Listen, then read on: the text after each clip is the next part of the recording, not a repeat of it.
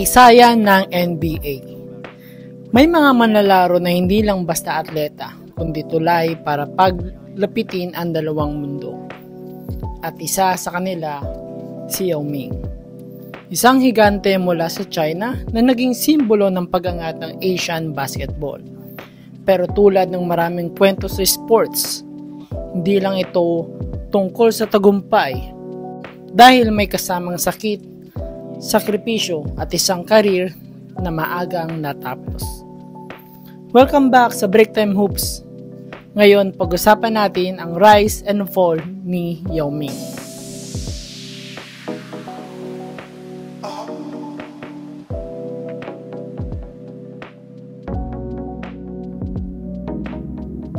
Pinanganak si Yao Ming noong September 12, 1982 sa Shanghai, China.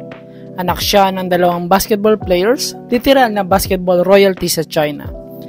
Bata pa lang, obvious na, destined siyang maging player. Imagine, halos 11 pounds siya nung ipinanganak. Parang future center agad. Sa Chinese Basketball Association o mas kilala nating CBA. Naging star siya ng Shanghai Sharks. Hindi lang dahil sa height, kundi dahil may soft shooting touch, good passing at court awareness. Kaya naman naging target siya ng NBA scouts. Sa bansang kontrolado ang sports system, malaking usapan kung papayagan siyang maglaro sa Amerika. Noong 2002 NBA draft, pinili siya ng Houston Rockets bilang first overall pick. Pero ang daming doubters, sabi nila bust daw, hindi raw kakayanin ng isang Chinese player ang NBA level. Pero nung rookie season niya, talaga nagpakitang gilas. Naalala nyo ba yung matchup niya kay Shaquille O'Neal? The Great Wall versus the Diesel. In-expect ng lahat na madodominate siya ni Shaq. Pero nagulat ang buong NBA. Yao Ming showed footwork, shooting at composure behind his years. Rookie stats niya. Nag-average lang naman siya ng 13.5 points, 8.2 rebounds at 1.8 blocks per game. Di na masama para sa isang international rookie. Habang tumatagal lalong gumagaling si Yao, mas nalalaman niya ang sistema ng NBA. By mid-2000, isa na siya sa dominant center ng liga. 8-time NBA star. At kadalasan pa nga siya ang leading vote getter dahil sa suporta mula sa China.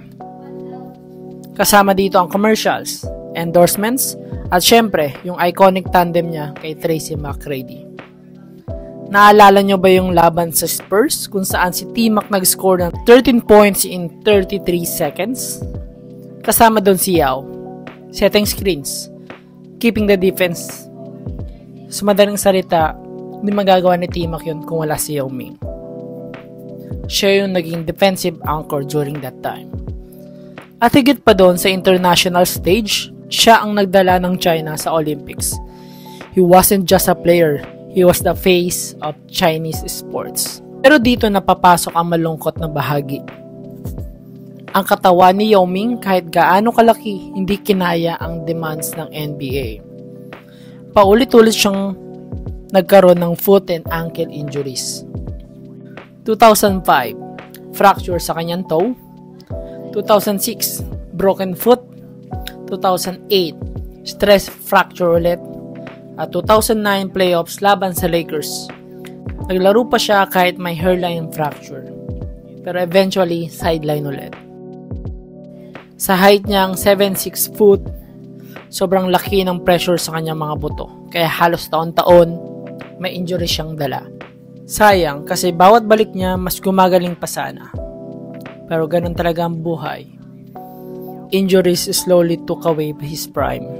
Noong 2011, napilitan si Yao na magretiro sa edad na 30 years old. Imagine, karamihan sa NBA ngayon is nasa prime pa sa edad na 30 years old. Pero hindi natapos ang legacy niya doon. Siya ay naging Basketball Hall of Famer, naging ambassador ng NBA worldwide, at nagpatuloy sa pagtulong sa Chinese basketball. Kung isipin mo, kahit 9 season lang siya naglaro, nag-average siya ng 19 points, 9 rebounds at halos 2 blocks per game. Efficient, skilled, at higit sa lahat, nagbukas ng pinto para sa mga Asian players na mangarap. Yao Ming, isang higante na hindi lang nagdala ng height sa court, kundi respeto at pride para sa buong Asia.